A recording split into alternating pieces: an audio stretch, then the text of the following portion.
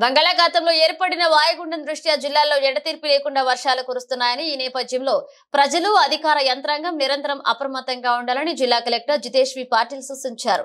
భారీ వర్షాల నేపథ్యంలో మనుగూరులో వరద ముంపున గురైన ప్రాంతాలను ఆయన జిల్లా ఎస్పీ రోహిత్ రాజుతో కలిసి ఆదివారం ఉదయం పరిశీలించారు.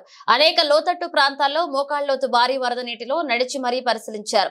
ఈ సందర్భంగా జిల్లా కలెక్టర్ మాట్లాడుతూ జిల్లాలో ఊహించని దానికంటే భారీ వర్షపాతం నమోదవుతుందని, దానివల్ల లోతట్టు ప్రాంతాల్లో భారీగా వరద పోటెత్తిందని అన్నారు.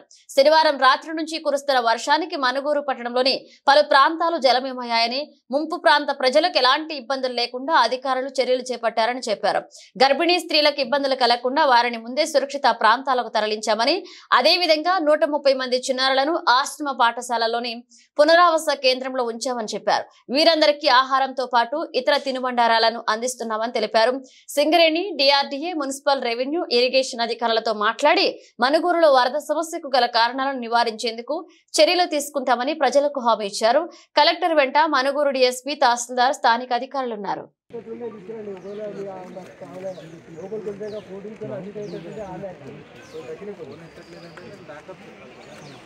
దగ్గర